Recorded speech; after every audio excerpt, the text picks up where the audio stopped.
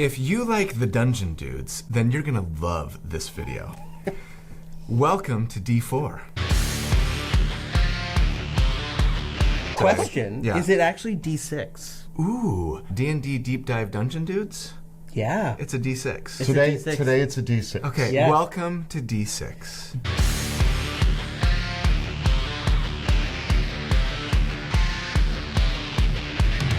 Bumping up the damage die. That's plus right. 1 damage. Hey, I love it. So, hey everybody, here at D6, sometimes known as D4, we build characters for our favorite role-playing games. I like to crunch numbers about them, I like to theorycraft about them, not to teach you like the right way or the best way to play a certain character, but just to explore one way to build something that you're thinking about playing in the hopes of creating something that is both really powerful, but also really fun to play in game. So if you enjoy creating characters for your role-playing games, almost as much as you enjoy playing the actual game itself, or if you're just looking for tips or ideas on how to build something that you're thinking about playing, then welcome home to Toronto, Canada. This is where you belong. And this is definitely where I belong, and I'm so excited to be here with my good friends Monty and Kelly from the Dungeon Dudes. You guys have been amazing hosts. My wife and I came into town a couple of days ago to sort of have a little bit of a vacation, and then also to spend time with my favorite dudes. Talking largely about the available for PDF right now and soon to be available in print, your new Drakkenheim book. One note, I'm going to edit this video much less than I typically edit my videos. Hopefully you guys are okay with that. There's going to be more moments like that where I say a lot, but I just want to kind of keep this sort of conversational feel of this kind of going. So the video is going to run long. Hopefully you're okay with that, and you're okay with kind of a more conversational approach as opposed to lots of little jump cuts and snappiness like I tend to do in my videos most of the time. Just in case I've got some viewers who don't know a lot about it, why don't you fill everybody in on this book? Yeah, you bet. So Sebastian Crowe's Guide to Drakkenheim is our second book that we funded and published through Kickstarter and with our publisher Ghostfire Gaming. Well, our first book, Dungeons of Drakkenheim, was an adventure for 5th edition. Sebastian Crowe's Guide to Drakkenheim was our opportunity to create some new player options. And so this book is full of lore on the wider world that we've created of Drakkenheim, but also introduces a brand new class, the Apothecary, as well as new subclasses for every core class in Dungeons & Dragons 5th edition. And I think that's what we're going to be focusing in on today. We also a bunch of new spells for 5th edition as well. And the world of Drakkenheim is your very much dark fantasy, eldritch horror sort of world. So many of the subclasses that we've created have a little bit of blend of dark magic, contaminated magic, and that real sort of gritty fantasy sort of archetype to them. Although I think the Arcane Hand Monk is probably more of the more higher fantasy end of the spectrum. So, first of all, like, I'm trying so hard not to just totally geek out right now. Like, sitting next to you guys on like the side of the camera and making a video with you is, anyway. I'm sure watching at home, you can imagine how I'm feeling right now, and it's pretty awesome. But we actually released a video last week on the Dungeon Dudes channel, kind of diving into the new class that you guys present with this book. Check out the video here. Wait, is it going to be here? Or is it going to be here? Yeah, it'll be there. I'm going to be on the right side of the screen, right? Yeah. Here. So if you guys have not seen that yet, check it out there for sure. When I got my hands on the PDF here and I started going through all of the new subclasses that were available, of course, the first thing that I went to was the monk. And so I have to tell a little story. Okay. When I was in 9th grade, I was 14 years old, I fancied myself a budding novelist. And I started to write a book of fantasy fiction, and the main character in this book was basically your way of the Arcane Hand Monk. He was like a ninja who could do magic. Nice. And that, I think, ever since that day has been like my ultimate fantasy. Like, I love monks. Everybody, like my longtime viewers know, they're my favorite class, right, to play in the game conceptually. Anyway, I love them. But the most fun that I've ever had playing, and my most popular videos tend to be Gish characters, right? Yeah. Those spell swords that can both deal damage up close, usually in melee, with weapons, but then also have an arsenal of spells.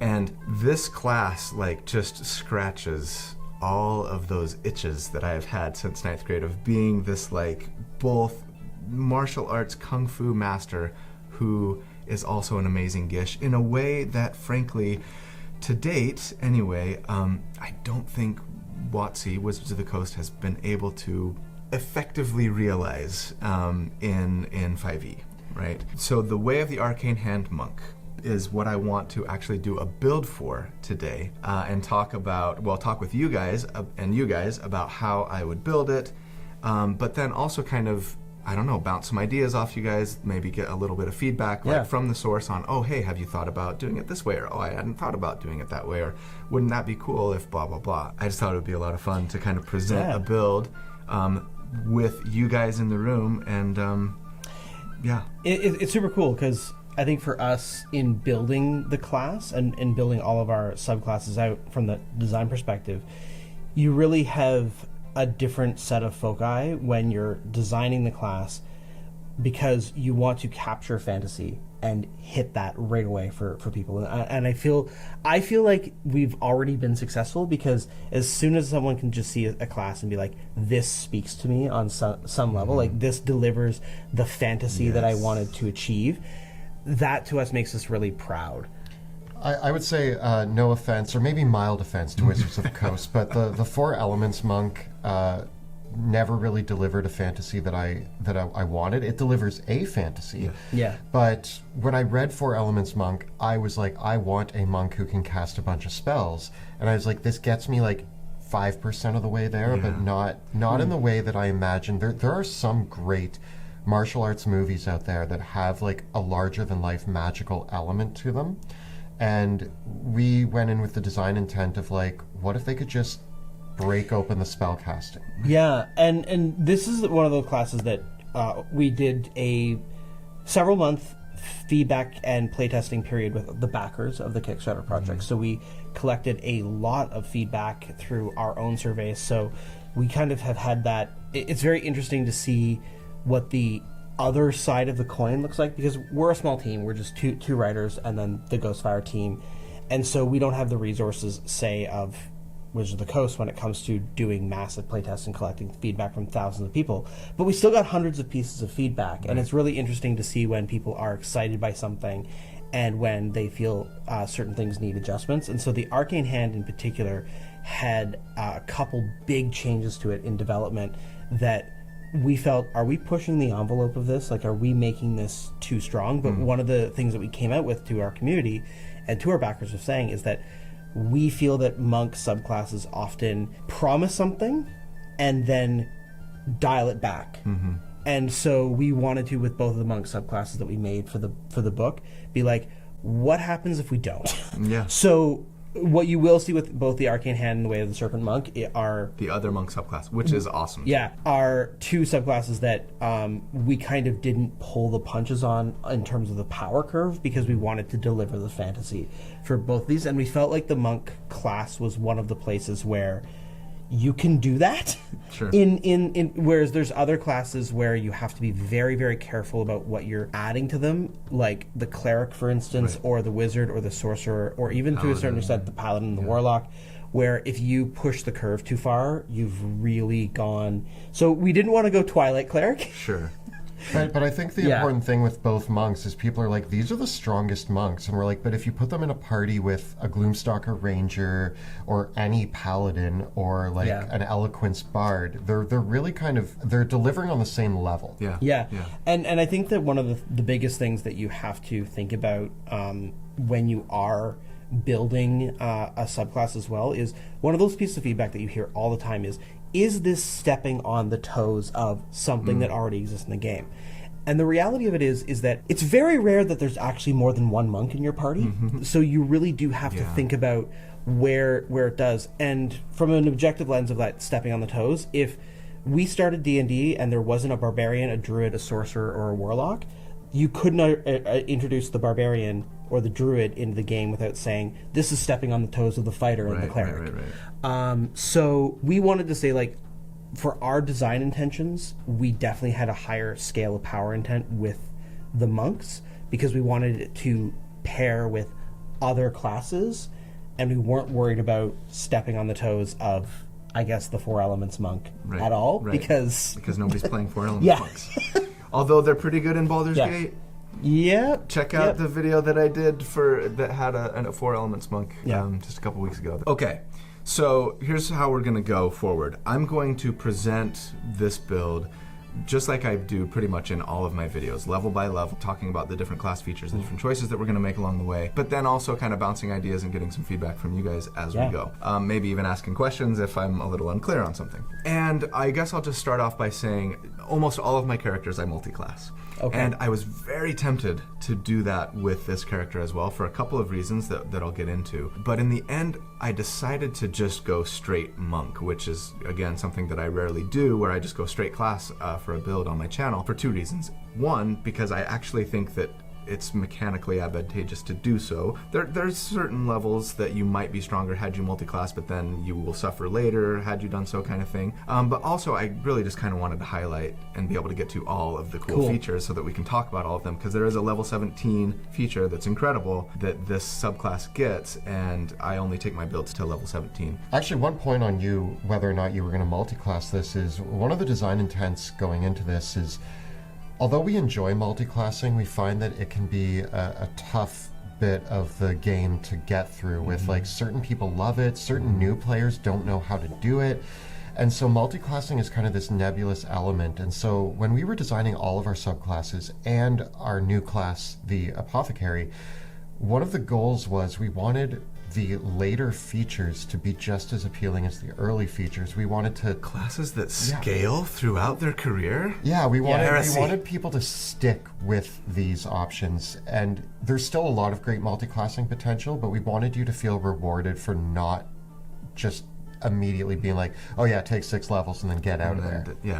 And I appreciate that, because I, as someone who does really love multi-classing, I do wish, and I talk about this in my videos a lot of the time, like, I do wish that it was a little tougher of a choice. You know what I mean? Like, because when it's not a difficult choice, and when the obvious answer is to do A or B, then it doesn't feel like a choice, right? And that to me feels like bad game design. Where instead, like, the choice should be difficult, and there should be pros and cons to each, and that's what makes it interesting, right? I think as well for us as third-party independent creators, any game that's using our material is potentially also inviting other material from other third-party publishers, which we can't even factor for. So in that situation, there's a little bit of incentive for us to say, help the DMs out by saying, we want to encourage your player to grab this and maybe not combine this with something that has been done by another publisher as well, because your game is likely incorporating a bunch of other third-party content into it. No, that's a good point. All right, well, with that, let's jump in. We interrupt this video to bring you a word from our sponsor, Moonlight Maps. Hold on, guys. Don't skip. These guys are awesome. They have a Kickstarter that's going on right now. It's called Plain Terrain Battle Maps. And, I mean, at the time of this recording, they're already like 8 times their funding goal. They totally smashed it. So it's going to be produced, and you should get on the bandwagon before the wagon has left the station. There's only a couple weeks left. Right. How many times have you been playing your favorite tabletop role-playing game, and just as the action is about to happen, you have to say something like, okay, imagine that this is all snowy, or pretend that this is like on fire, while you then like sketch something out on some graph paper. Wah, wah. Well, with Plain Terrain Battle Maps, you don't have to do stuff like that anymore. Plain Terrain is a GM essential. The Kickstarter includes 8 environment packs, 6 unique maps, and matching static cling assets that get superimposed on the maps and the battlegrounds, so that you can throw out like the perfect environment, hazards, buildings, etc., shaped just like you want for your specific encounter, letting you quickly bring your world to life without having to shell out the big bucks for super pricey 3D terrain stuff, or like buy a 3D printer, right? That said, if you already have some 3D terrain stuff that you like to use, perfect. These battle maps make a perfect addition, letting you put your terrain on top of the ideal setting. A grassy field, a desert, the Feywild, a dungeon, even the astral plane. If it's a setting you want a fight to happen on, most likely there's a battle map for it, making your encounters that much more immersive. So, do yourself a favor and go back this project so that you can take advantage of all the goodies you get by backing a project in Kickstarter before it's too late. We're talking digital VTTs, dice sets, additional assets, and more. When you do go to their Kickstarter page, I'd appreciate it if you would use the link that I'm putting in the video description to get there. That way they know I sent you. Huge thanks to Moonlight Maps, and a huge congrats on destroying that funding goal. All right, back to the Dungeon Dudes. At level 1. For our starting class, we're starting Monk, of course, and we're just going to stay with Monk the whole time, like I've talked about, so I don't need to say that anymore. And then as for our race, I think I'm going to go with one of my old standbys, the variant human, in this case, not the custom lineage. I really want a free feat. Monks are, of course, very stat hungry, and so I wanted to go variant human over custom lineage because while it would be nice to get a +2 to 1 stat, there's no half feat that I really want on this character that's going to let me bump my dexterity. But there is a half feat that I really want that's going to let me bump my wisdom. Namely, in our case, the Fey Touched feat, which is one of my favorite feats. We get it from Tasha's Cauldron of Everything. It's so good. Yeah, right? it's a go-to for us. So with Fey Touched, we get to bump, in our case, our wisdom by 1, or your intelligence or your charisma. But then you get the Misty Step spell, which is incredible, 2nd level spell. Always handy to have teleportation, and then one other 1st level spell of your choice, so long as it's from the enchantment or divination is the other one that you can get. I think you're right, yeah. I've seen some players use this to nab silvery barbs. Right, because that's often a go-to for me. But in our case, the 1st level spell that I want to take here is Hex. You know, people, I myself actually waffle a little bit on how good is this spell really, because it does have a pretty high cost in that it's a bonus action to cast, yes, but then also every time your target dies who you've stuck it on, you have to spend a bonus action again to transfer it. And when you are a character who gets a lot of value out of their bonus action, like monks, right? It kind of becomes a thing of like, well, yeah, an extra d6 of damage that you get from Hex is nice, but is it really worth spending a bonus action on all the time to be transferring it, right? I like to use it and kind of say, look, we're looking at best case scenario here, where you're gonna get a couple of rounds of combat against the same enemy at least, and in that scenario, when you're making as many attacks as monks are, especially later on when we get extra attack and things, and we've got the key to spend on Flurry of Blows, then yeah, it's worth it, right? I think that Hex is a great choice specifically for this build because, yeah, monks make more attacks, so it's paying dividends on how many attacks you're making. Plus, it works well with some of the abilities that you get. I think as well, Hex is kind of one of those baselines where with any character that's making a lot of attacks, even for us, I think that we saw playtest builds that went right with what you were looking at. Like, as a baseline, when we're with anything that we designed, we always wanted to ask the question, like, what are the strong feats for this class? What are the things that you're going to want to pick up outside the class's offering? And Hex is a very natural thing to want to try to grab for this class, which is also why you have to work to get it with this character, and because it is a pretty big power bump for this specific character. Specifically. With Fey Touched as well, you get to now cast Misty Step and the Hex spell once per long rest for free without spending a spell slot, but then later, if you have spell slots, and we will, then you can use the spell slots for them too. So, right, ability scores. I'm always assuming that we're going with the point buy method and say, let's start with a 15 dexterity and then take a +1 from variant human there, a 14 wisdom, and then a +1 from variant human and a +1 from Fey Touch. So we get a 16 now in both our most important ability scores, and then a 14 constitution. For equipment, the great thing and the bad thing about being a monk is we don't really need a lot of stuff. Right? And the bad thing is we don't really benefit from a lot of stuff. So, you know, I'm just going to say grab a quarterstaff and then pretty much other necessities. Maybe, you know, donate your gold to charity, you know, help out your friends that have greater equipment needs than you do. But we're just pretty much going to be using a quarterstaff throughout our career, which I actually like because even though, since Tasha's Cauldron of Everything, the dedicated weapon feature that we would be talking about at level 2 if we were going to use it, it lets us potentially use like a longsword or even like a warhammer or a battle axe or whatever as a monk weapon. I don't have proficiency in those, going variant human. Didn't really want to sacrifice anything to try and get there because it's only the difference of a D8 and a D10, right? The quarterstaff is versatile. You can use it with 2 hands, and then it does a D8, whereas a longsword, also versatile, use it with 2 hands, it's a D10. It's 1 point of damage on average. Not a huge deal. Plus, I really like the Kung Fu warrior fantasy when I'm playing monks, and I know that there are some, there is a precedent for monks using swords, but for me, it's like they're using their fists and their knees and their elbows and their feet and maybe a quarterstaff or like some nunchucks or something like that. I mean, Donatello was my favorite Ninja Turtle. Right. So. I like the monks with blades. I like the monks with... we did that again. Our other monk subclass is all about using pole arms with the monk. That's cool. Yeah. I feel like the weapon restrictions that monks have is weird and not entirely justified given even the fiction or the narrative of what a monk is supposed to be.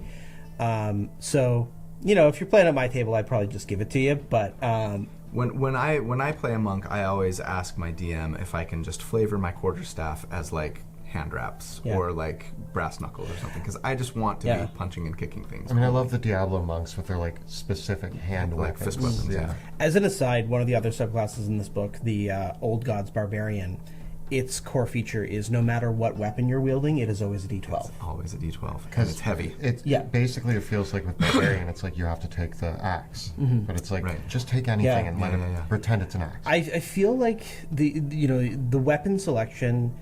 I feel like overall, I wish it was more of a flavor choice than a mechanical choice. Like I wish that there were still mechanics that made it feel relevant where you wanted it to be, but the weapon table in D&D is such a weird thing overall, where it has differences that don't matter until they suddenly do, and it's not always across the board. And so when it gets in the way of the fantasy of what you're trying to create with a character, that's where I go, let's give it some more.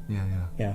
Well, I do appreciate the steps that they're taking to make them more interesting. In 1D&D with the what are they called? Weapon masteries. Yeah, the weapon masteries. Weapon masteries. Yeah. Anyway, we're gonna have a lot of that this episode. A lot of I hope asides. you're okay with that. Yeah. I like the diversions. Anyway. Okay, as a Monk 1, we get a couple of features, right? Unarmored defense, which tells us that so long as we're not wearing armor or using a shield, then our armor class equals our, 10 plus our dexterity modifier plus our wisdom modifier. So for us, that's going to be a 16 right now. Yes, we are just going to be unarmored on this character. That's always the fantasy I like to go with, and I know that you don't lose a ton by putting on armor with a monk. It is more punishing in D&D than it is in Baldur's Gate 3. In BG3, the only real downside is you don't get your unarmored movement, but all of your martial arts stuff still works with armor.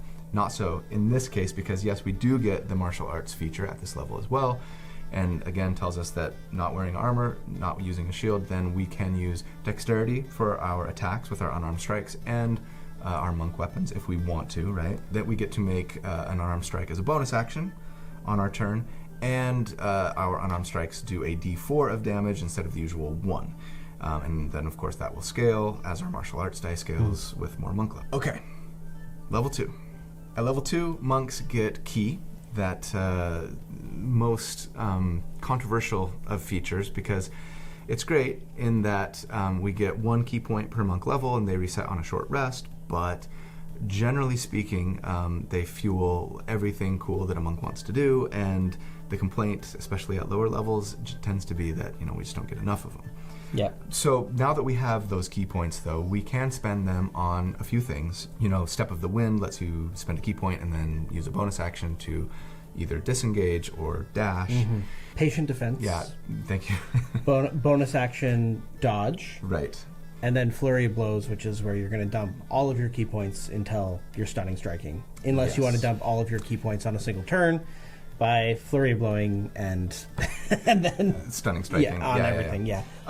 So, flurry of blows will be our bread and butter. It's what I'm going to assume that we're doing, when we're crunching numbers and looking at how much damage could this character do.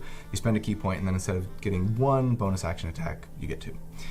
Which is really great, especially for those of us who have lots of ways to add damage to each and every attack, like this character especially is going to have. We also get unarmored movement, which tells us that, again, if we're not wearing armor or using a shield, then our movement speed increases by 10 feet.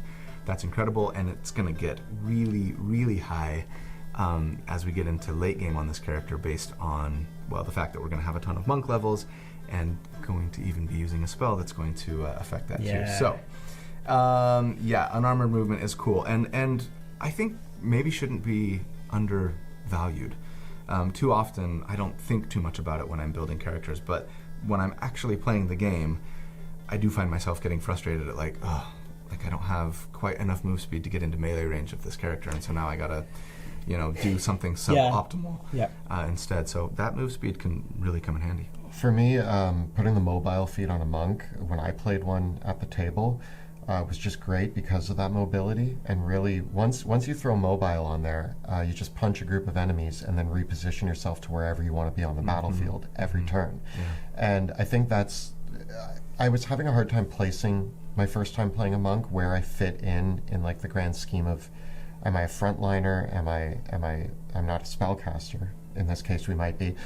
But I found out that I'm the skirmisher who cleans up other people's garbage, is the way that I put it. I was notorious in the game for stealing the kills from my other players, because I would just run in to whoever was damaged, kill them, and then run to the next person. And I was just you're a mop-up crew. Incidentally, I feel like a monk is actually a good character for dealing with pressure points in that sort of way, because their ability to be a skirmisher and either apply a bunch of attacks which are really good at taking down those targets that are just needing to be finished off, or stunning something so that because that monster will now be making a dangerous turn.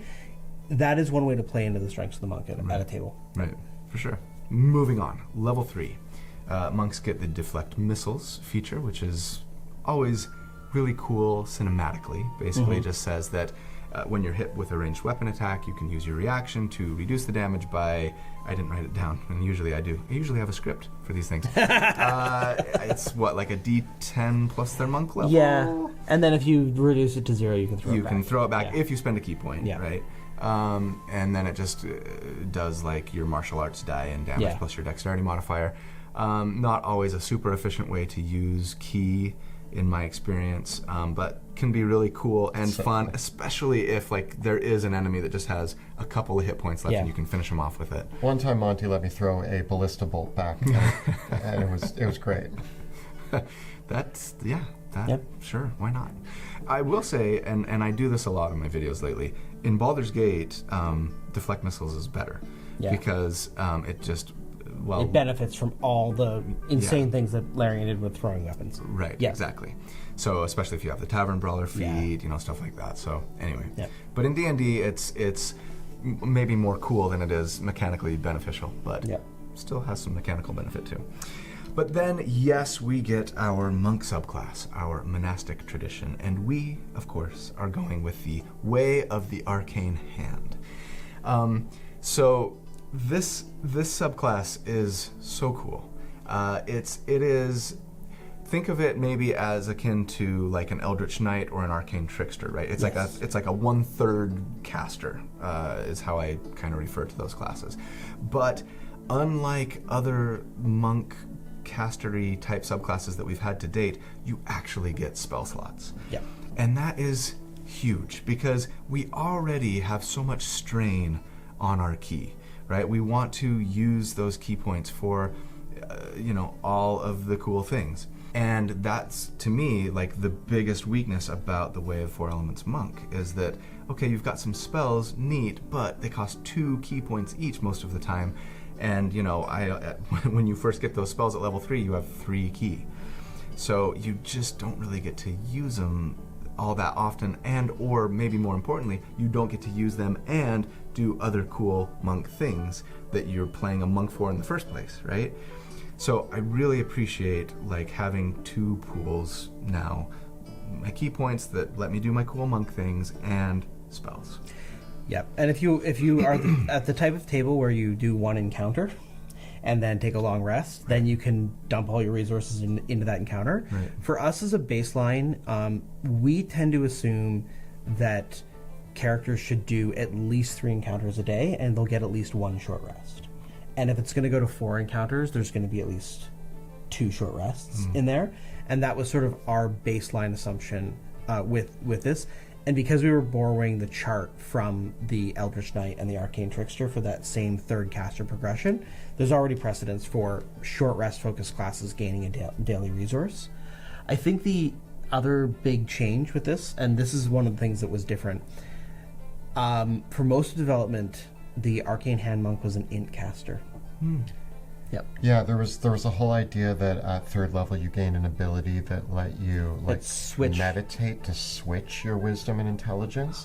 But after a lot of play testing and discussion, we decided that it was just way easier to make them a wisdom-based cast. And I love that, for the record. I mean, because, you get access to the wizard spell list here, including 2 cantrips and a couple of first-level spells of your choice from the wizard spell list, but using your wisdom modifier for the spellcasting stat. And indeed, also in development, it was also limited, like the Eldritch Knight and the Arcane Trickster. But there's no spell schools. There's no. It's just the whole we book. found with playtesting, it needed it. Yeah. Every time we limited it to 2 schools of magic, we would hear people be like, "Oh man, there's only a few good spells to pick, but what about all of the other awesome spells that I wish I could have on this character?" And finally, we were like, "What happens if we just don't put a limitation on it?" And the answer was thumbs up. Yeah. There was one version too that it had a unique spell list, but then that ran into the problem of now we wouldn't be able to give you, say, all the non-SRD spells, and it wouldn't work with anything. So we just found, just open it up. Just open it up. Just let it go. I love it. So, all right, we get to choose 2 cantrips and a couple of first-level spells. I'm going to say, we've already got Hex, and I'm actually planning on using Hex pretty much all the time, but I do want to grab as cantrips Booming Blade and or Green Flame Blade. I think we need one of them. I'd love to have both, just to have an option, like I'm going to Green Flame Blade if there's an enemy standing next to. If I think the character might move, I'm going to Booming Blade, because yes, as you guys know, undoubtedly, with Booming Blade and Green Flame Blade, you basically, as part of casting the spell, make a weapon attack, and then other things happen depending on which spell, right? But once you hit level 5 and beyond, it's going to do extra damage on that attack itself, an extra d8 at level 5. But then with Booming Blade, if the enemy moves before your next turn, they're going to take some extra thunder damage. Or with Green Flame Blade, if there's an enemy standing next to the one you hit, it's going to leap and do a little fire damage to the guy standing next to him. We balanced and built this class around the assumption that you would be taking those even though they're not in the SRD. We knew that they were prime pickups. Yeah. Absolutely, and you'll see why in a moment. But then for the first level spells, I'm going to say Find Familiar.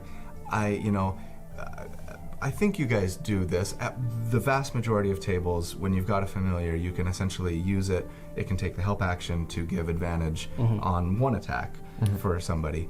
And I always assume that, we're doing that with our familiar. We're getting an owl that has a flyby feature so that they can swoop in, take the help action, fly away without taking an opportunity attack, and give us advantage, at least on our first attack. Here's the big question. Do you assume that the familiar is rolling initiative, or when do you assume the familiar is acting in the initiative order? Yeah, the way that we always play it is they just go, on our turn.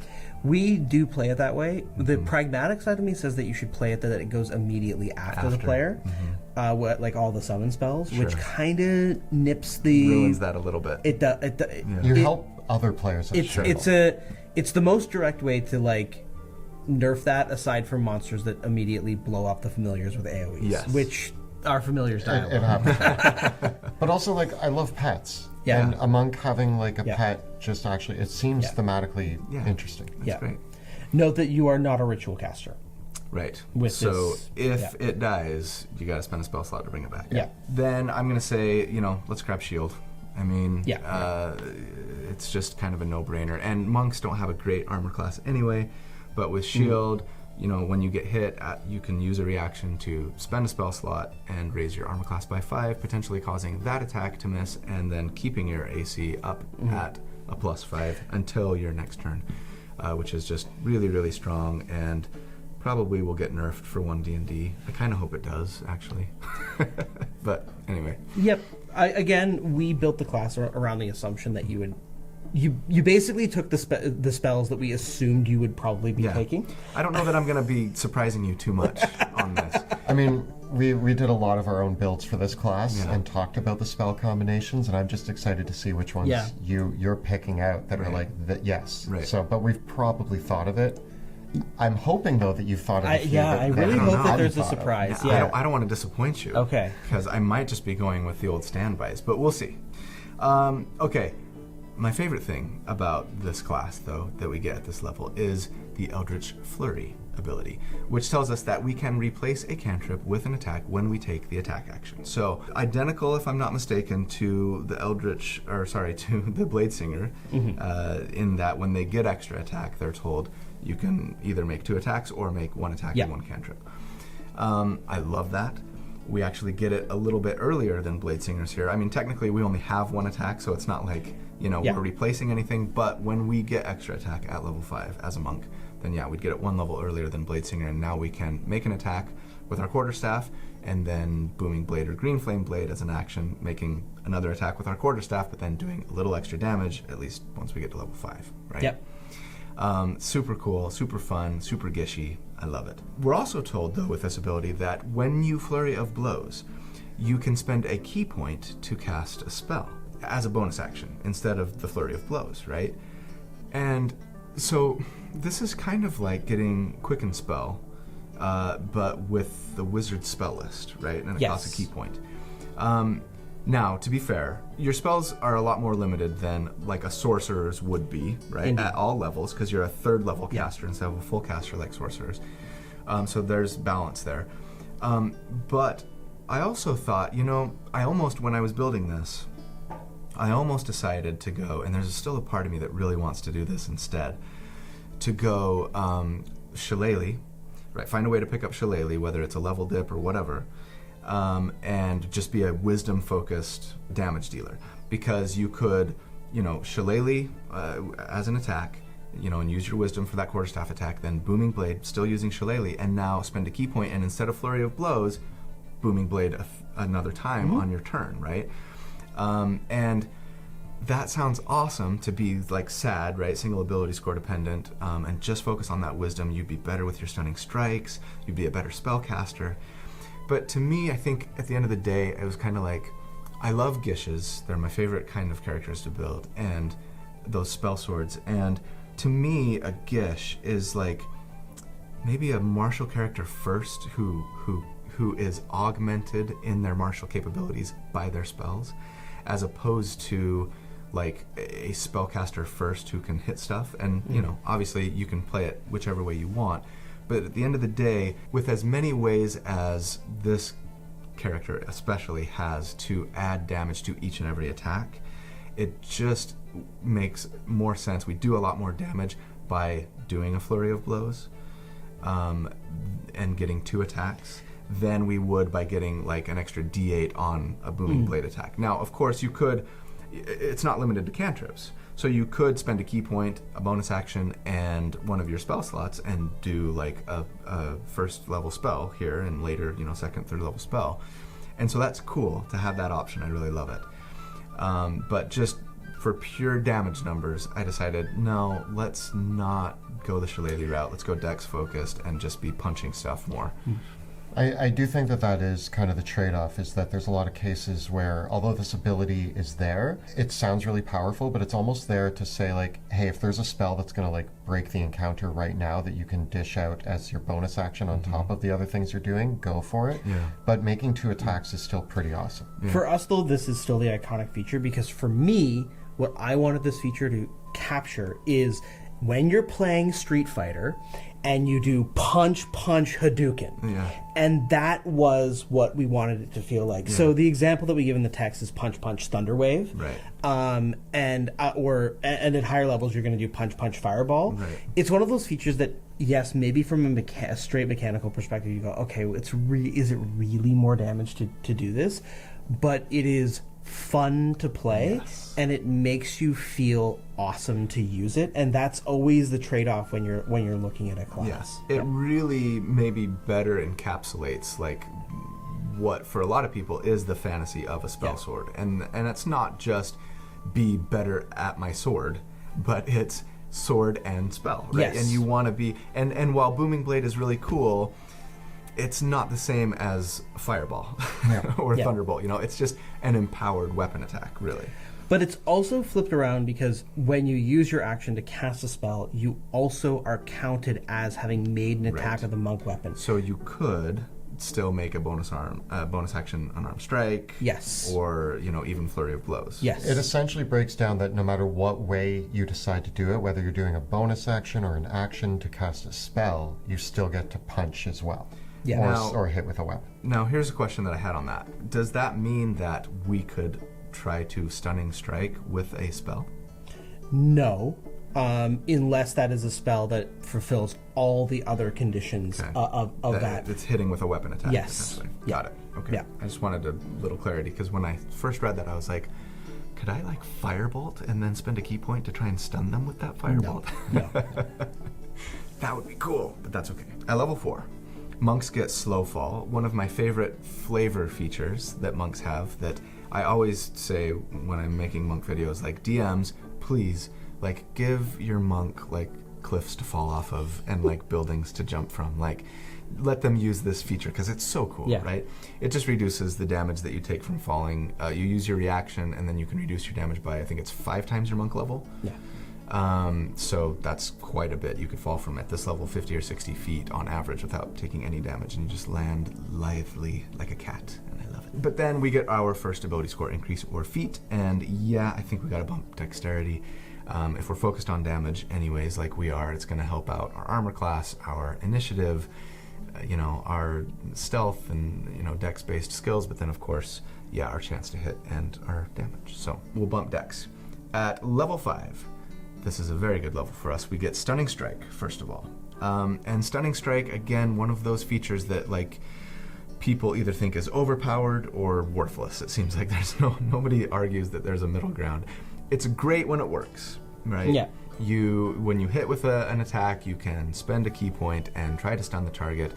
The big challenge with it is they get to make a Constitution saving throw, and in D&D 5e, that's the most difficult save for us to be targeting anyway. It tends to be a good save for lots and lots of enemies in 5e, and so they often will succeed at it, and if they do, then it does nothing, and you've just wasted a key point. But if it succeeds, it's incredible, right? It stuns them until the end of our next turn. And when they're stunned, gosh, we have advantage on attacks against them. They can't do anything, basically. It's just really powerful. The problem for this particular build is that it's, the DC is based on our wisdom modifier. Our wisdom modifier is good, but it's not great, right? We're a 16 wisdom. So yeah, that coupled with the con save makes it feel like, maybe if we would have gone Shillelagh, this would be a little stronger. Yeah, I mean, Kelly is notorious when he plays monks of going all in. Mm-hmm. And just blowing and like I have 4 key great points. stories and terrible stories. Yeah. I have a story where we were fighting a green dragon on a bridge, and near the beginning of combat, I managed to land a stunning strike on it. And it failed its con save. It failed its con save, and we took it out pretty easily. Mm-hmm. I have other stories where we were fighting, and I blew all of my key points in like 2 rounds, didn't land a single stunning strike, and was now like out of resources to do anything cool. So I've had epic moments as a monk and terrible moments. So I think it evens out. Yeah. Well, we also, of course, get extra attack at this level, and that means that, yes, now we can make 1 weapon attack and cast a cantrip every single turn, which is just awesome. I love it so much. And don't forget that our martial arts die does scale up to a d6 now from a d4, so that means our unarmed strikes that we'll be making with flurry of blows are going to do a little bit more damage too. At level 6, this is the point where I was really tempted to multi-class, or maybe I would have gone at level 7. Okay. I bet, what spell I really want to get on this character. If you had to guess, the one spell that I want, maybe more than any other spell. Haste. That's second place for Oh, me. okay. It's like it's Spirit Shroud. It is Spirit freaking okay, Shroud. Okay. So with as many attacks as we're making, right, 4 attacks per turn, adding a d8 of damage to every single attack that Spirit Shroud lets you do is just incredible. The nice thing about it too, compared to Hex, is not only that it does more damage, but you cast it once, right? Yeah, it's a and you bonus don't have to action. move It's it on later. you. Yeah. You don't have to spend a bonus action on subsequent rounds to move it. It's so good, but it's a 3rd level spell. Yes. Now, as a 1/3 caster on this character, we won't get there till level 13, right?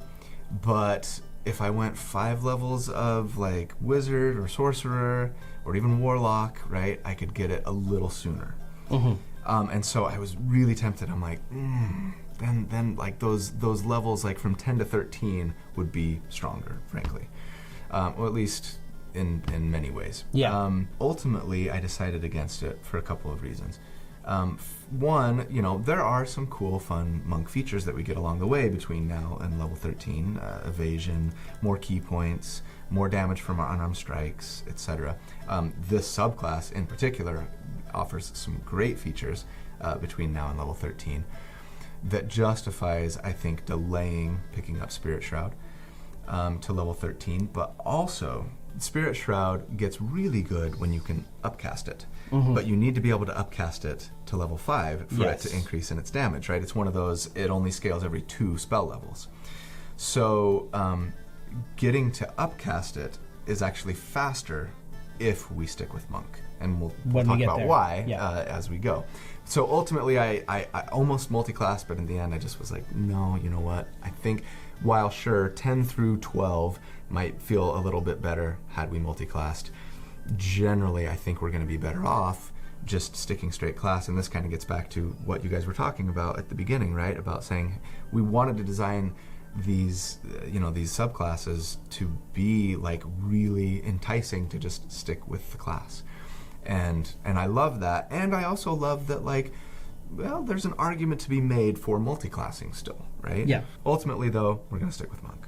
Cool. So at Monk 6, we get Key Empowered Strikes, which lets our unarmed attacks be magical for the purpose of overcoming resistance to non-magical attacks. Then our unarmored movement increases, gets a little bump, so we're plus 15 feet now. The Way of the Arcane Hand Monk at level 6 gets the Arcane Empowerment feature, which I love. And it says that while concentrating on a spell, you add twice the spell's level in damage to both unarmed strikes and attacks that you make with monk weapons. At this point, the Hex spell is not only adding an extra d6 of damage, but it's adding another 2 damage every time, because we only still have first level spells. Yeah. So we're concentrating on a spell. That means we get to add twice the spell's level in damage to all of our attacks. So we're adding a d6 from Hex plus 2, which almost doubles the damage, the average damage. I mean, a d6 is only 3.5, right? Indeed. On average. So that's nice. And that might not seem like a lot, right? But when you're making 4 attacks per turn, it really adds up. It does. That was the idea. Is it's a small amount, but it's a bunch of little cuts. Right. Yep. Yeah, I love it. Okay, so at level 6, it is time for our first damage report. And I like to kind of talk about what I think combat should look like for us here optimally, right? What are we doing tactically here? It's pretty straightforward, I think, on this class. Round 1, we're casting Hex on our target. Then we're making 2 attacks, right? Because Hex is a bonus action. So we're making a regular attack and then a second one with Booming Blade. I'm going to assume here that we're going to be getting advantage from our familiar on the Booming Blade attack, just because it's going to do a little bit more damage. Fair. And there's nothing that says that we can't cast our cantrip first and then make an attack, right? We don't have to attack before we can cantrip. We can just replace one of our attacks with a cantrip. So from that point on, round 2 on, we're just doing the same thing with our action, attack, Booming Blade, and then spending key, as long as we have them to spare, for Flurry of Blows on our turn. At that point, we'd be doing, 2d8 for our 2 quarterstaff attacks, plus another d8 for Booming Blade, which did get a bump in its damage at level 5. Yep. Plus more if they move, of course, but I'm not going to assume that that's happening. We're not really doing anything to actively encourage the enemy to move here. Then we'd be getting 2d6 for our 2 unarmed strikes, Then we'd be adding 4 to each attack from our dexterity, 2 to each attack from arcane empowerment, and then a d6 from hex, for a grand total of 3d8 plus 6d6 plus 24 damage. And so, against an enemy with a 10 armor class, on average there, we would be doing 57 damage per round. And against enemies with a 15 armor class, a little more reasonable, that we're probably fighting here, would be 45 DPR. And, okay, so for those who don't know, down in the video description, you'll find links to spreadsheets where I kind of compare all of the builds that I do, sustained damage builds in this case, to one another. And I kind of rank them in tiers just based on average damage that they can do over their lifetime. These numbers put this build very near the top of tier 1. So they're doing, at this level, they're doing more damage than almost any other sustained damage build that I've built to date. Okay. They are getting outshone a little bit by like the Holy Warrior. That was a paladin with Zealot Barbarian levels. Okay. The Great Weapon Master, Polearm Master kind of thing. They're getting a little outshone at the higher ACs, especially by like a Stars Druid build I did actually. That was using lots of shenanigans to do damage. So, you know, it's not like this is way overpowered. It's like, this is really, really good. And as a monk lover who has suffered for so many years, struggling to build a monk that actually, like, not only makes a lot of attacks, but, like, hits hard, like, I love it. Right? Yeah, I feel reassured that it didn't take the top spot. Yeah. If it had taken the top spot on all of your builds for tier 1, I would have been like, oops. But the fact that it isn't means that, like, okay, cool. So it feels really powerful, but it's not. Our baseline of comparison is like the Polearm Master or the Crossbow Expert. Mm-hmm. So when we're looking at a damaged focused class, which we consider this one to be pretty damage focused, again, I'll note that you did have to take basically all the top shelf options at every single breakpoint. And it's not like, you know, there are builds out there, say like a fighter with sharpshooter and crossbow expert who just round 1, they're just boom, boom, boom, making 3 attacks with a plus 10 to hit every time. They don't have any setup. They're not really expending a lot of resources. You know what I mean? We have a limited number of spell slots. We have a limited number of key points. Yeah. It's going to take us a round to get firing on all cylinders with Hex, and when our target dies, we got to spend a bonus action to transfer it. So it's not like we're doing this much damage every single round right out of the gate. This is peak spending performance. No resources. Yeah. Right. This is like, this is what I like to say, exploring the limits of what's possible. This is best case scenario, right? Yeah. And you know, because we don't have advantage on all of our attacks, right? We're not using Fairy Fire. We're not knocking an enemy prone. The damage does drop off at a sharper rate as the enemy AC increases, compared to a lot of builds that I've done that have a reliable advantage, and or especially if they have Elven Accuracy. Right? Interesting. It's going to be interesting that you took the snapshot at level 6.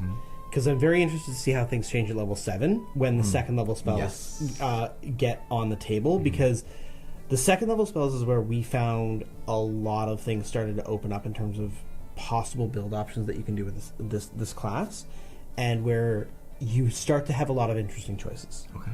Well then, let's jump into level 7, because things start to get even better for us here. Yeah. First of all, we get Stillness of Mind as a monk, which lets us end a charmed or frightened condition on ourselves. We have to take our action to do it. A lot of people, I think maybe most people, would argue that if you are under the effect of, say, like a dominate person, where you don't get to choose what to use your actions for, then you can't use this. That, I don't know. At our table, we say, well, but this is an exception to that rule, and you can use your actions. Stillness of Mind is weird because a lot of Charm and Fear effects just force you to use your action for something already, or the spell says that you can spend an action to saving throw against it or something. I think it's I mean, personally at my table, I would go on your side, Colby, and say, like, I would allow it to be used to, like, that seems like its intent is to get you out of those types of situations. Right. And I would want that ability to feel useful. Right. Yeah. As opposed to just hard. rarely useful.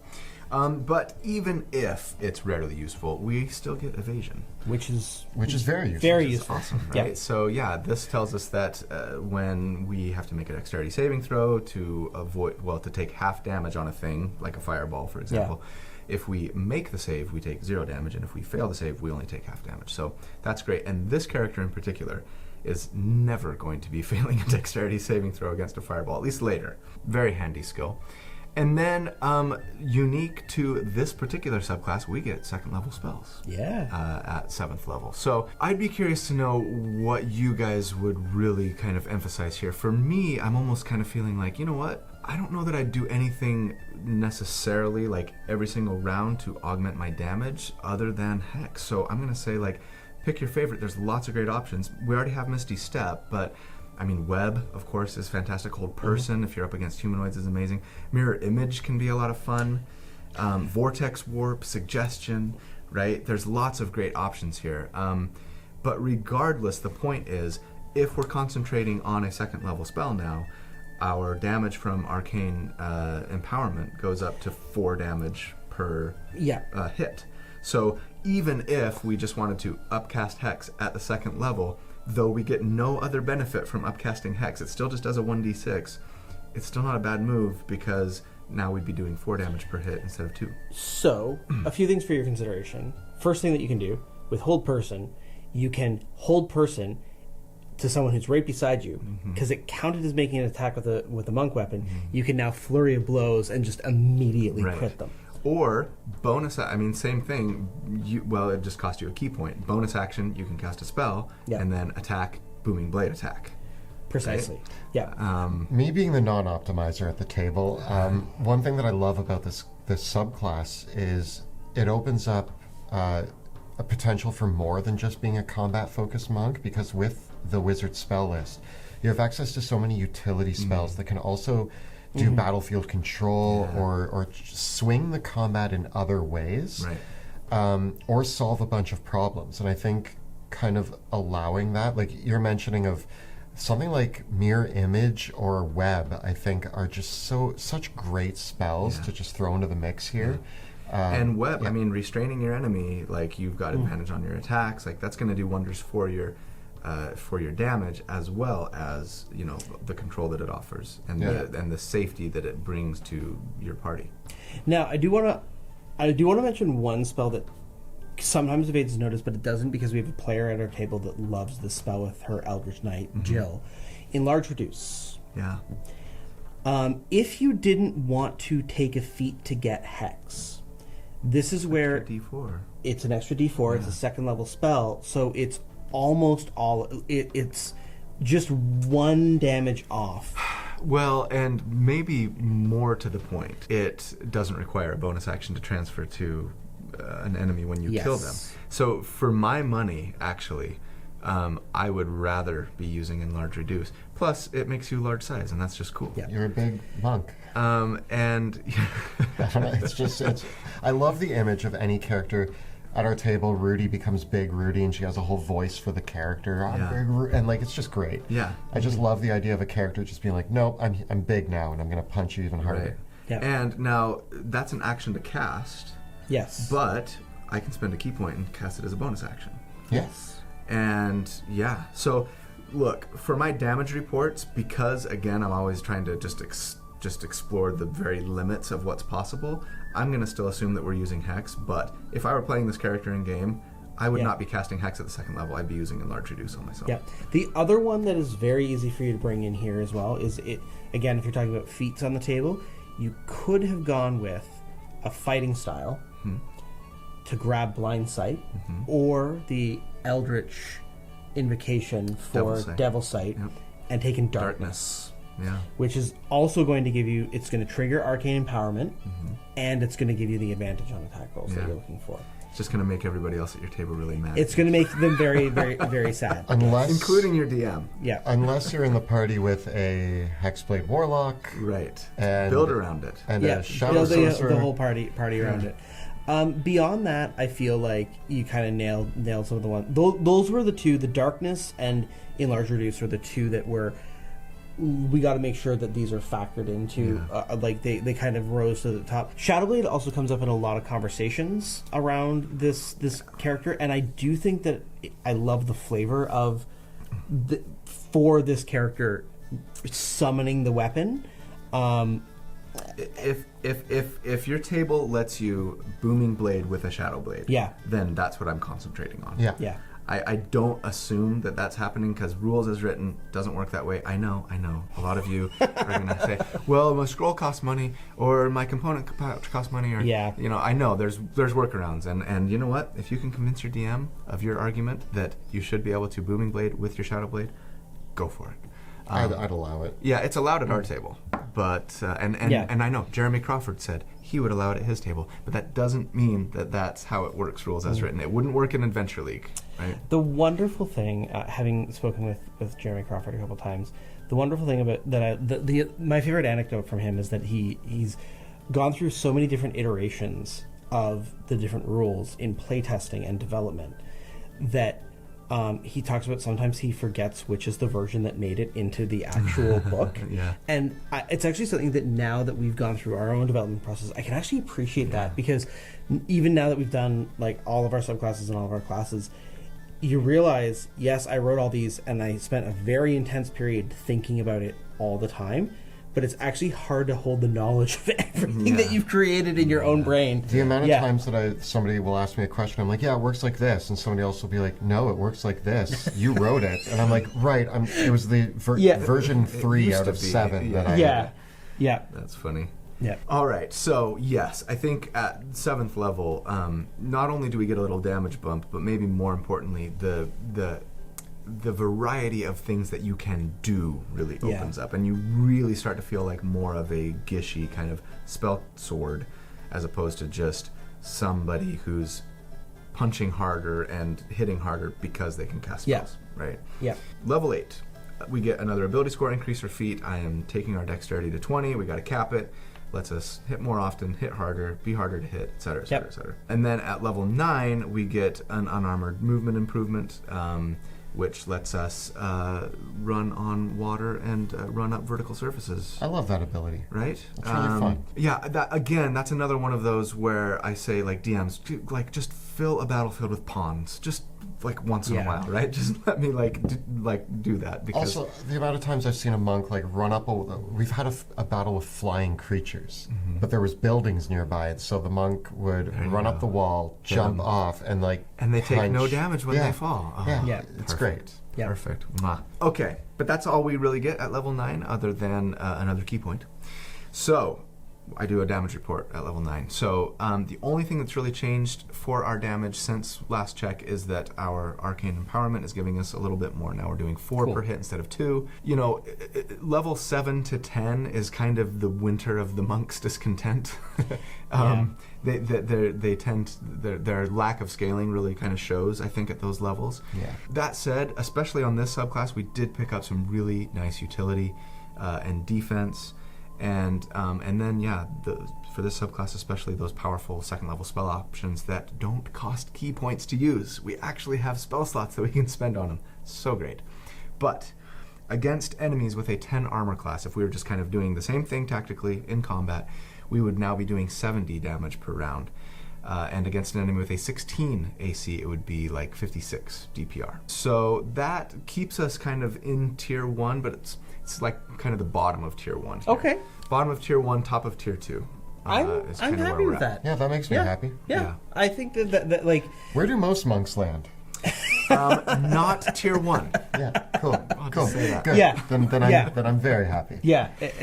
In fact, now you've got me wondering, what is the highest mostly monk that I've ever done? And the gun monk. The gunk. Yeah, the gunk was like very, very bottom of tier 1. Okay. I did have I called it the Grappler. It was one of my first builds. It was Astral Self Monk Abomination. It had levels in Fighter, it had levels in Spore Druid, it had levels in I don't even remember. And on paper, the numbers looked really great. In practice, it didn't work. Mostly because of the Spores Druid thing, and you only get to do that extra damage so long as you hold on to your temporary hit points. And I was using the UA version of the Spores Druid, which did not have that in it. Yeah.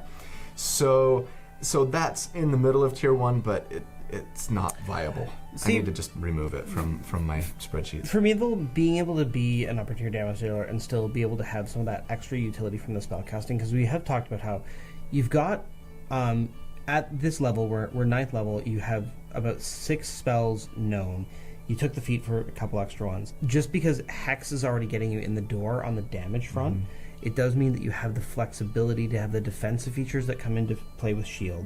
If you want to do something like take the teleportation effects, or take the battlefield control effect, or even take my favorite kind of Swiss Army knife spell is invisibility. And just adding that on top of the options that you have as a monk really does.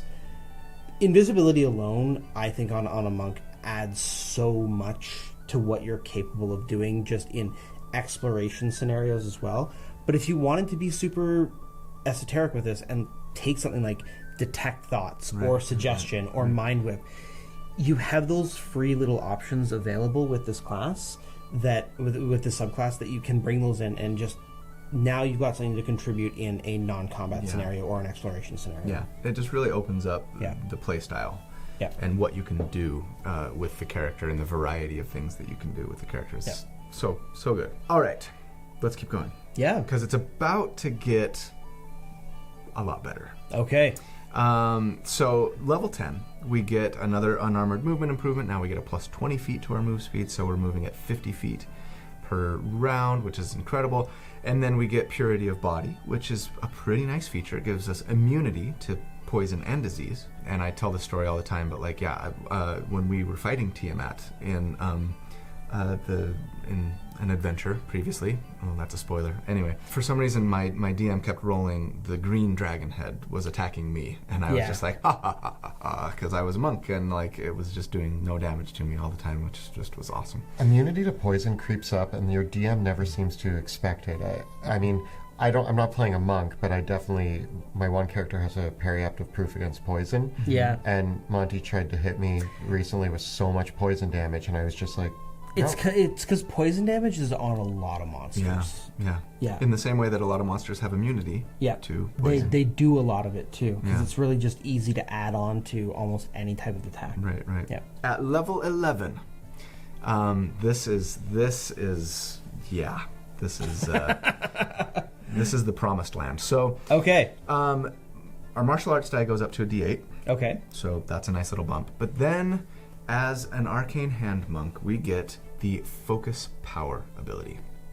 This tells us that when we cast a spell, we can spend key points to increase the level of the spell as if we had cast the spell with a higher level spell slot. We must use a spell slot as normal to cast the spell, but then we expend 1 key point for each level you increase the spell in this way, although it's capped at our proficiency bonus, right?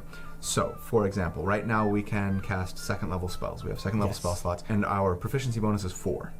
So we could spend 2 key points to cast a second level spell, spend a second level spell slot, but make it cast at a 4th level. Correct. Right? Okay. So this does some nice things for us now and some amazing things for us in a couple levels. Basically, I mean, we could upcast Hex as a 4th level spell. Yeah. Right? It's expensive, but regardless of whether it's Hex or not, right? If it's Enlarge Reduce, whatever, if we're concentrating on it, that means since it's a 4th level spell, it's now going to add 8 damage to each and every attack. Exactly. Right? That's the point. And this is the intention. This is intended. Yeah. Okay. Yeah. So yeah, I mean, it's not cheap. I mean, key points are not unlimited, and spell slots are definitely not unlimited. So but yeah, when we do it, it's kind of amazing. And getting an extra 8 damage per hit is so cool and so fun. And now, when I first read this, I was like, oh, that might be too strong. That was my initial reaction. I'm sure you probably had playtesters that said the same thing. But I think maybe getting to some of your earlier points, right, that we kind of made at the beginning. Okay, fighters at level 11 get a 3rd attack every single turn. Doesn't cost them any resources, they just get extra attack, right? Full casters get 6th level spells here. We're talking mass suggestion. We're talking combat encounter altering, power here. So an extra 8 damage per attack, as opposed to 4, which is what it was before, is not anything crazy. So this is a pushed feature because for a while in development, it was 2 key points per spell slot. And at that point, it was really expensive. Yeah. And we did have one version where it was actually a table of a... So how many key points depending on the spell? So it let us do actually like a 1.5, but we decided to push it. It feels really good. Yeah. Yeah, and it feels intuitive, and so, yes. Well, and again, I would argue that because the monk base class is severely underpowered, yes, and there is so little scaling on them as they exist in 5e, we gotta look to the subclasses, like I think Wizards is doing in 1D&D, by the way, based on what we've seen so far, to bring a little more power to, and even if it feels really, really strong, it might just be getting them kind of up to par compared to a lot of other characters, right? So yeah, I love it, and I have no complaints. Yeah. It's also still worth noting that it is expensive. Yeah. Because this character, at 11th level, we still only have 7 spell slots total. Per long rest. These don't reset on a short rest or anything. I also do want to point out, we haven't really talked much about this, but a lot of this extra damage is dependent on you maintaining concentration on a spell. And if we look at the stats and the distribution of our ability scores, Constitution was a little bit lower than our Wisdom and our Dexterity. 14 con, and you haven't taken Warcaster or anything or to Resilient improve Constitution. that. And you are a melee combatant. Yeah. And that was another thing that was pointed out by several playtesters were like, you need to give us a feature that makes concentration more reliable. And we said, no, that's the cost. Yeah. That's the cost of the feature. You've got to have some weakness. You are using your mind to focus all of your power, and if you get punched in the face hard enough, guess what? You lose that focus. You need to maintain it again. And so you can burn through your spell slots on shielding yourself to stop that from happening. Yes. You only have 7. But you've only got 7. Yeah. No, I love it. And I like, again, something I say a lot on my builds, like I like building characters that are kind of glass cannon-y. I'm totally okay with high risk, high reward play. Yeah. Some people I know, like Chris, our friend Treant Monk, he loves to build maybe a little more well-rounded characters than I do, and he thinks more about his defense and his saving throws and stuff like that. And I tend to be I just want to see how much damage I can do. And it's well, you do know that you're probably going to lose concentration, on this character at some point. It's yeah, probably. And when that happens, I'll be dang it. But man, it was awesome while it lasted. I think it's that thing of how much do you want to do cool things, and how much do you want to get subjected to the worst that D&D can throw at you. And I do think for us, our bias definitely is it's more fun to do cool things, and there's to a certain extent, Kelly and I kind of have a general from our game design perspective is we try to avoid the effects that cause characters to lose control completely, because it's actually just not fun. So there's almost a kind of meta argument that don't build your character to resist getting stunned, because getting stunned is just not fun. And so it's good DMing to be careful with how often you subject players to those type of abilities. But again, you can't always count on the dungeon master to have that philosophy behind it. So I think Chris has a good point in that, And you can very easily have your defenses smashed through. Although at this level, you are getting advantage on saving throws against spells and magical effects, and you are getting resistance to damage from spells. I was going to say, we're not finished yet. The spell resistance feature not only gives you resistance to damage from spells and magical effects, but gives you advantage on saving throws against spells and magical effects. And that's why I said earlier, we're never failing a saving throw on combined Fireball. with evasion. Combined with evasion on this character, and that's awesome. I mean, it makes it feel to me like this is kind of this character ends up becoming almost like an ultimate anti-mage. Yeah. Right? Yeah. Which is cool. And it's an archetype that I really love. Yeah, there's actually more that they'll be getting later that kind of helps along those lines. So, high spell resistance, good saving throws, and spell casting, and good damage. So much fun. You know, you're just touching on this, and if you don't mind, I'm going to talk a little bit about the lore of this character. Please. In our setting. In our setting, monks first appeared as a rival to a reign of sorcerer kings who had taken over the land. And so their entire thing was that they weren't mage-born, but they channeled energy and power through them to fight back against mage-born tyrants. And so that whole idea of you saying that they are like the anti-mage is very much intentional in the lore of our world, with the monks standing up to magic users who had gotten too powerful. And for those that don't know, in the world of Drakkenheim, one of the conceits of the setting is that all arcane spellcasters are, the origin of their power is sorcery. So in the world of Drakkenheim, a wizard is just a sorcerer that went to school at a young age. Got it. So you can't. So classes like the Arcane Hand and the Eldritch Knight and the Arcane Trickster, they represent the most arcane magic a person can kind of muster up without needing to have the mage-born gene.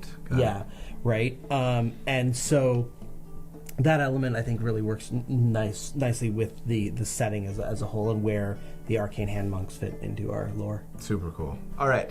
Don't forget, also at level 11, our Booming Blade gets a tick.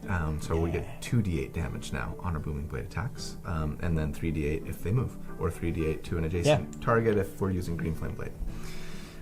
Okay, level 12. We get another ability score increase for feat, and I got to bump Wisdom now. I mean, I love taking feats, but monks want both of these so badly that, getting that to 18 is nice. It's going to help not only with our Stunning Strike and our Armor class and our Wisdom saves, but, now our spells, too. So it's kind of a no-brainer. And then at level 13, I said level 11 was the Promised Land. Level 13 is the real Promised Land.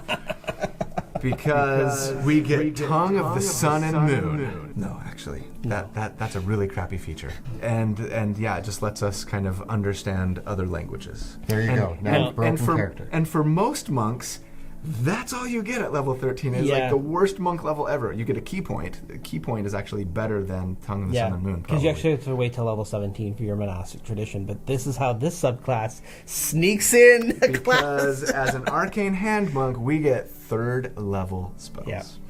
And this just opens up the world of amazingness. So, okay. Yeah, level 13 monk just went from like the worst level ever to the one level that I've just been gunning for and salivating over the whole time, right? So yes, of course, we could get Hypnotic Pattern, Fear, Slow, Counterspell. Fly, Counterspell. Now we're Fireball. The real anti-mage because we can Counterspell, right? Fireball, of course. Yeah. Haste. And haste is very tempting. I do really want haste. And if it were the Baldur's Gate 3 version of it, then haste would be better. Yeah. But in D&D, haste only gives you one extra attack, one more weapon attack instead of like a full action, right? So no, we're actually going to get a little more mileage out of, as we mentioned earlier, Spirit Shroud. And not only is Spirit Shroud awesome because it does an extra d8 of damage on all of our attacks, it can potentially slow enemies that are around us anyway, keep them from healing. But thanks to our focus power, we could, now that we're level 13, we've got a proficiency bonus of 5. We can spend a couple of key points and upcast Spirit Shroud to a 5th level spell. Yes. And that means, so right when we get Spirit Shroud, it's doing 2d8 damage on every single attack. And that's awesome.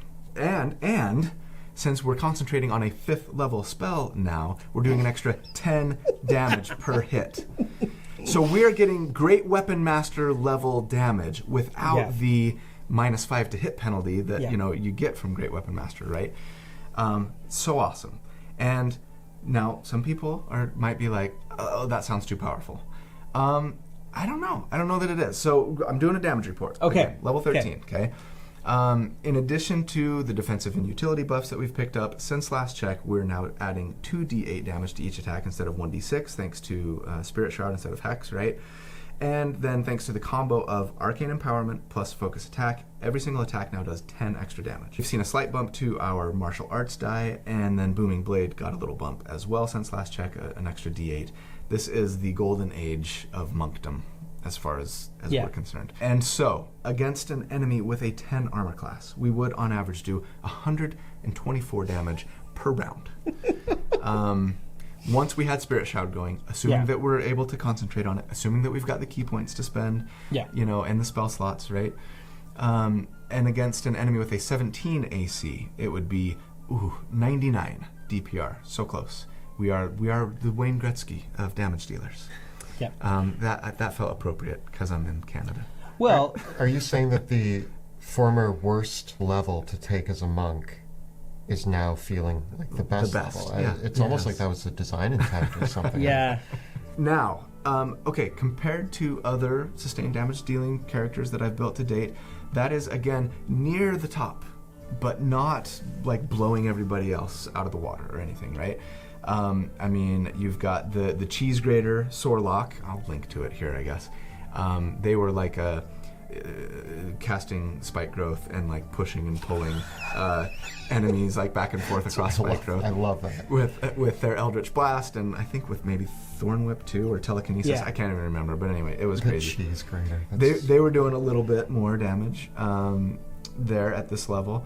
The Hex Blade Singer was very close, not quite, but so really, really good, but not just like, oh, this is so overpowered. Like it's no, like this needs to be nerfed, So I don't know. Again, like I love it because I love like the variety, the versatility, and playing like my favorite class that actually is like really good and really strong. Just by being that class and not having to get crazy creative and like take all these other multi-classes to just, be at par, right? Yeah. I think it does show you how much adding multiple sourcebook material together results in something that is, whoa. Like if Spirit Shroud is not in the picture, I think it does really pull the options down.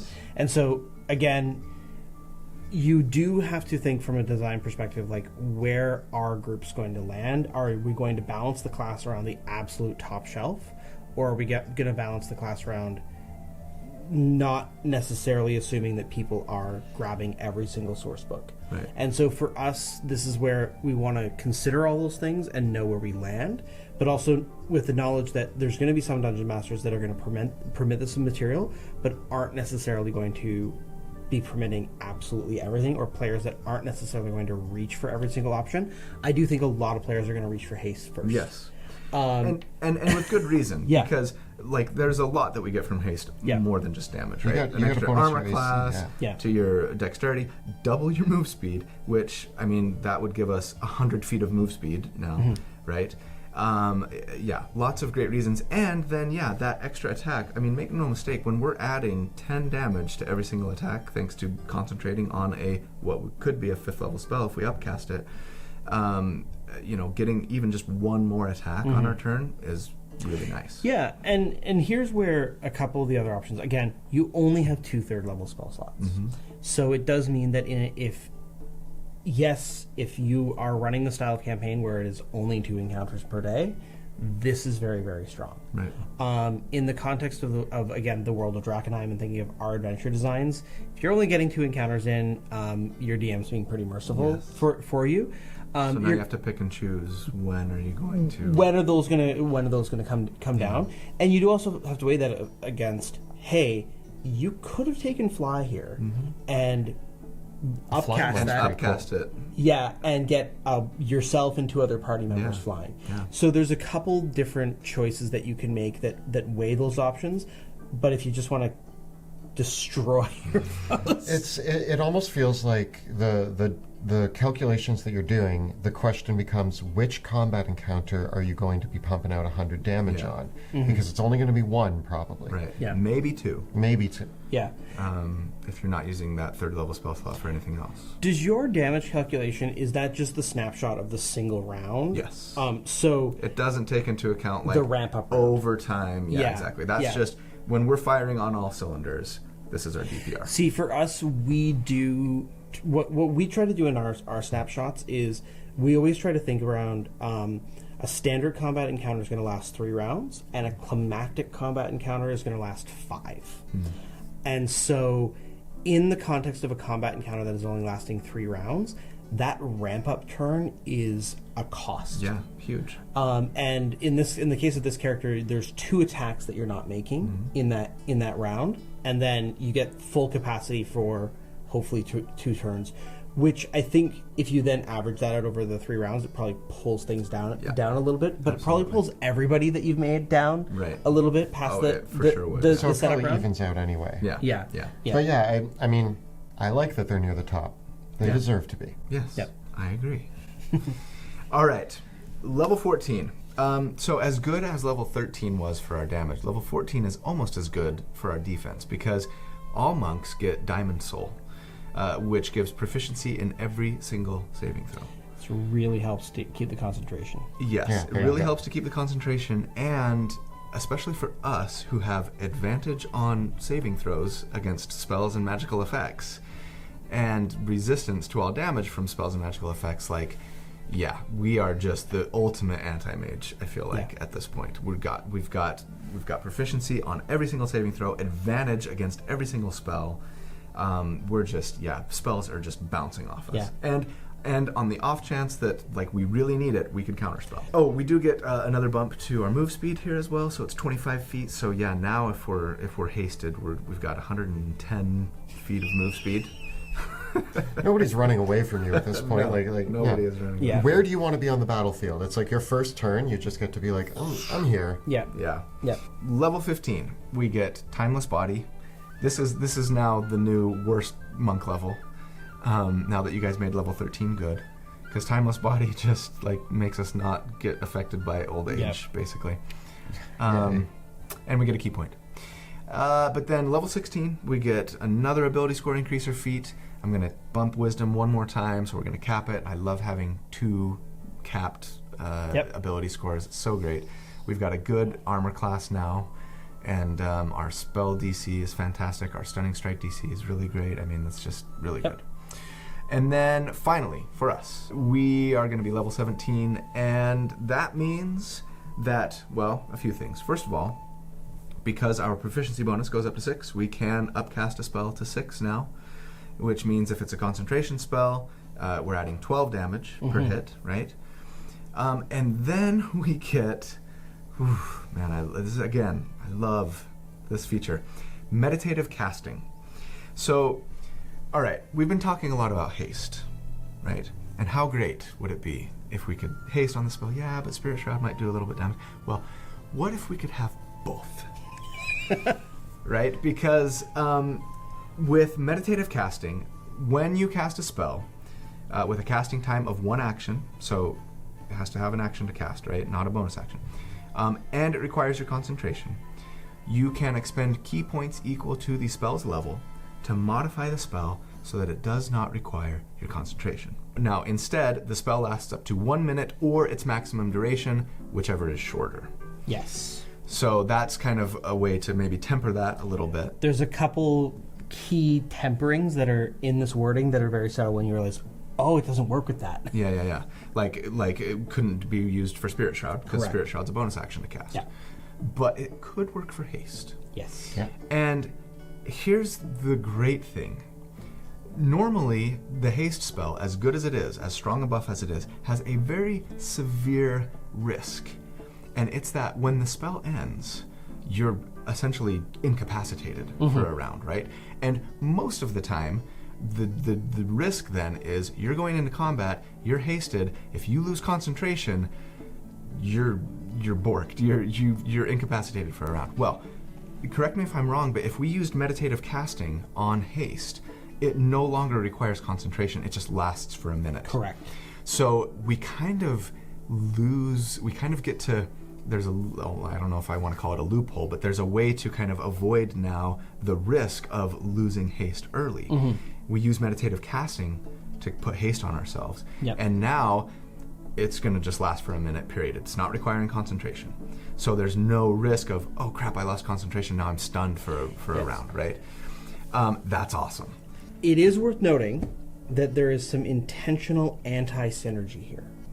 Because if you meditatively cast a spell, you are no longer concentrating on that spell, thus arcane empowerment is not activated. Right. So there is a bit of a, that's one of the costs of getting this, is that you have a feature that really says you really want to concentrate on a spell. Yeah. But meditative casting is taking that and saying, well, you better get something to concentrate on. Right. Yeah. So then but because it's not requiring concentration, we could still concentrate on a spell. Indeed. Right. So what we could do, well, let me just say this: Booming Blade goes up to 3d8 at this level, and our martial arts die scales as well to a d10. So we get some really nice bumps at level 17. But so then for our level 17 damage report, final one, let's kind of talk about what I think combat would look like, because tactics have changed a little bit. Yeah. I think what happens for us here is that round one, I think I'm going Spirit Shroud bonus action, attack, Booming Blade attack. Okay. Round two, I'm going to haste, but with using meditative casting. Yep. Right, as my action. Mm-hmm. And then I still get a weapon attack. I get one weapon attack because I'm hasted now, right? Yep. So I still get to make an attack, and I could still flurry of blows. Yes. So I'm still getting 3 attacks that round. Indeed. By putting haste on myself. And then from that point on, I'm making 5 attacks per turn. All of them doing an extra 2d8 damage plus 12, plus 5 from our dexterity. And then, if we have a magic weapon or whatever, I never calculate for magic items, but, that's amazing. It's really good. It's really good damage. Then the benefits, of course, with haste is that we increased our armor class, we increased our move speed, increased our dexterity saves, not that we probably need it, but, it's just, it's so good.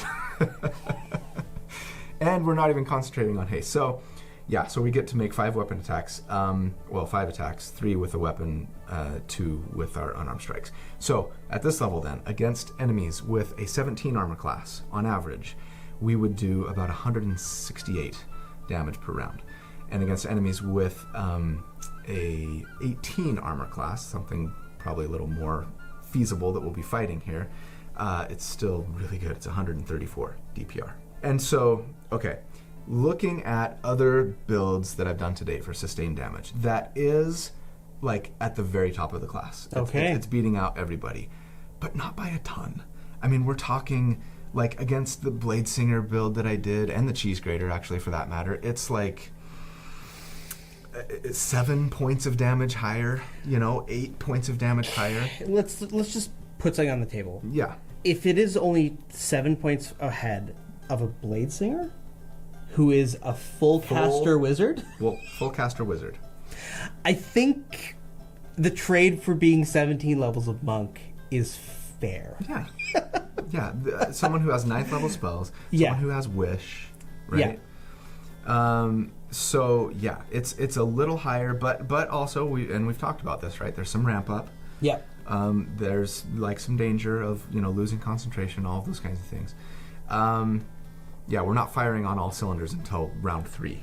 Yeah. If that's a regular kind of run-of-the-mill encounter, you might be ending combat right as you get into you're firing in the on all mop-up cylinders. phase. Yeah. I also think it's important to note that we are discussing 17th level. So you've spent the 3 rounds of your final boss encounter of your campaign ramping up to do nearly 200 damage against the final. Sure. Yeah. This is the ending of your campaign, and you are awesome. Yeah. And I think that that's totally valid. If you are running a longer campaign that goes to 20th, you get a few levels of being this. I think that if you stuck with Monk for 17 levels, you deserve it. Yeah. And You know what? Sticking with this monk is not nearly as difficult as sticking with most monks with true. 17 That's a very In valid. fact, I'm gonna retract that and say it is a pleasure and a delight to stick with monk for 17 levels with this character. I mean, I usually have a final thoughts segment, right? And the only thing that I could think of to say in my final thoughts is, what do I have to do to play this character with you guys in a campaign? Like, please, I will give up my firstborn child. Like, just tell me, like, what do I have to do? Because I want to play it so bad. I want to see you play it. I mean, you flew to Canada, so I mean, it's really nice to hear your thoughts on this because, yeah, I think that you managed to find all of the cool things and, like, the power build within this, which is all the things that we had to be cautious of, but the fact that, like, it just sounds fun to play. And, you know, it's funny that when I look at meditative casting, my first thought wasn't even about doing damage. My first thought was, oh boy, a flying invisible monk. Which also sounds awesome. It's like for the amount of shenanigans that you can just get up to with this character, if you think, like, okay, well, we need to do infiltration. The rogue's going to go in, but I can fly invisibly through the window and, like, what up? So there's just so many fun ways to take this build, and I think probably the smartest choice that we made was that releasing it from the confines of only 2 schools of magic, because it lets it be what you want it to be. yeah, we could have put a lot more restraints on the subclass, and that was where the playtesting feedback really mattered, because again, and this is always the challenge with the development cycle, is that, like, you run into the problem of, like, if you are always worried about the very top end, are you throwing out the playfulness of that people want from it in the process? Right. And that comes from, again, like, the flying invisible monk or throwing fireballs, because I do think that a lot of people talk about the most exciting thing that they're interested in doing with this class is counterspelling someone and throwing a fireball at them as a monk.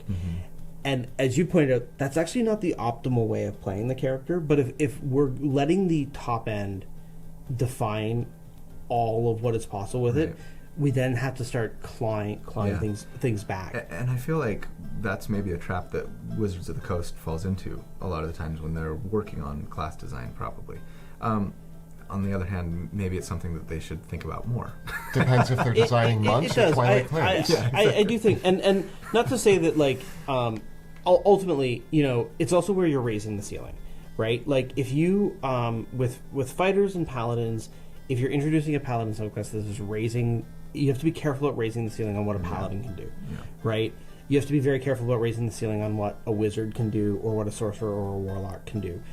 But with a monk, we really felt like putting something that was at the top end of overall power in the hands of a monk felt like something that people wanted to see, and that did it in a way that worked with a lot of elements that are already in play in the game, and it ultimately ends up being something that's really fun and satisfying to play. I think that there's probably a couple other, like, whoa, this is strong combos in there, especially as soon as you get into, you know, flying, invisibility. That's really strong. The 4th level spells start opening up a bunch of other things. You're not getting 4th level spells until 19. And you're only ever getting the one slot with it, which that's where, because the one that really comes up there is greater invisibility as well, because then you just toss that on yourself and you've got a really you always have advantage. Disadvantage. But again, if you're playing at 19th level, like, you're fighting gods. So, but that's also where it comes into, as soon as you take it off the page, I think that you find in play the cost of ramping up a character is a lot more expensive in actual play than we give it credit for on paper. Because a lot changes round to round to round in combat, and your party members are doing things as well. They're doing damage, and sometimes it can be a case where you spend all this time ramping up, and now in the 3rd round of combat, you actually don't need that amount of damage anymore. Because you're finishing off. You've already won. Yes, you needed a fireball maybe would have been a better choice. Yeah, and so in a lot of cases, my brain almost always goes to how do you front load things on the first round, and that's why really like I personally feel that burst damage is way more powerful than sustained damage in terms of the way that people actually play the game by such a substantial margin. Yeah. If combat encounters lasted 10 rounds, then that wouldn't be the case. But when they last 3, 4, 5, maybe 6, right?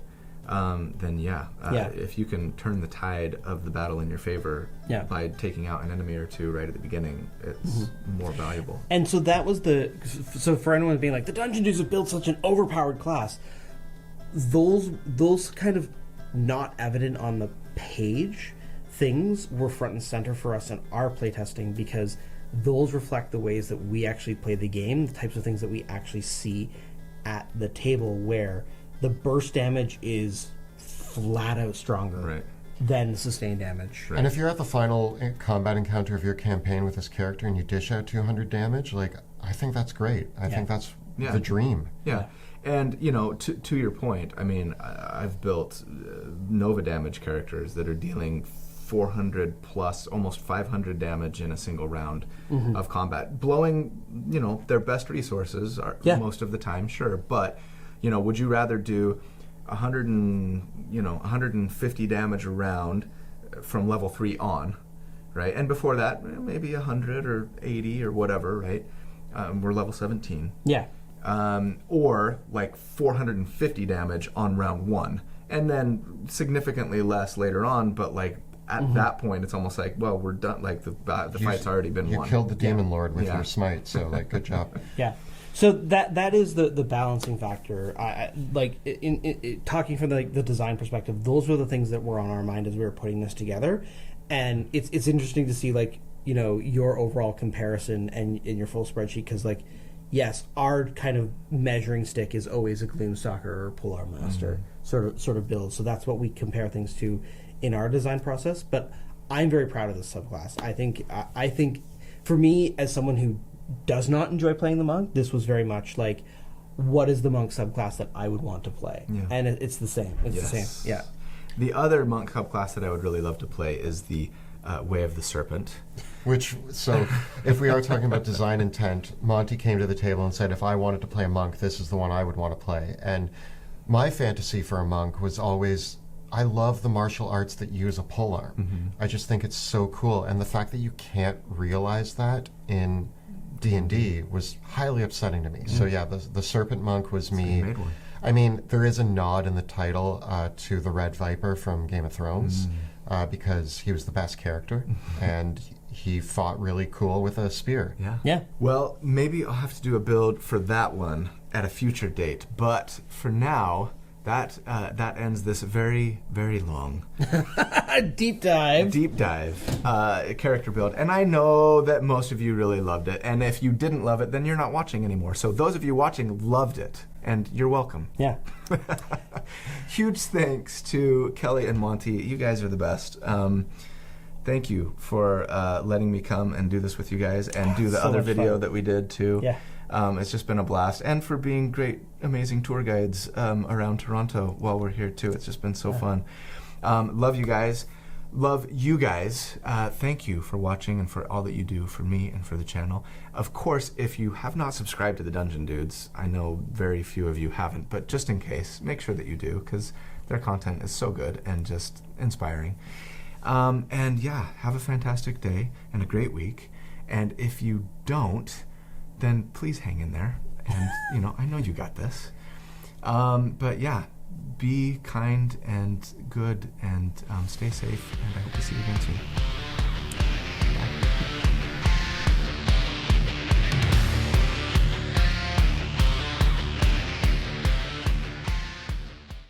We'll always love you. Okay, that was my singing for the outtakes. Yeah, that works. Well, yeah, we're rolling. Yeah, we're rolling. And Colby, I guess this is your video. So yeah, I guess I need to figure out how to start this, huh? I hadn't really thought about that yet. Usually I do like a little, if you enjoy these kinds of characters, you're gonna love this video. But I'm just gonna do like, okay. Let's do.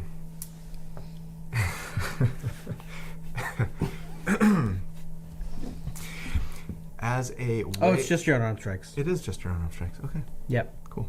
Well, You win. well, Yep. We all lose. We all lose. we were all wrong at some point. Yep. Let's say that. All right, but a level 11. Pause. Because I'm realizing I'm gonna have to rework this. So you ended up in the same place. You Yeah. just actually got there in a different order. It's gonna change my numbers at level 6. At my level 6 damage report, ever so slightly though. So let me. Sorry, now I gotta. I like to be accurate. Okay, All right. I'm ready. Okay. Sorry about that. You okay? Yeah. Okay. You guys got to see what I do pretty much every week Yeah. when I'm like going. I'm in the middle of a video and go, oh wait a second, I forgot to add blah blah blah, and I'm like, pause the video, go recalculate numbers, and then Yep. pretend like it never happened. Yeah. Well, let's talk about level 7. Okay. I need to pee first though. Go for it.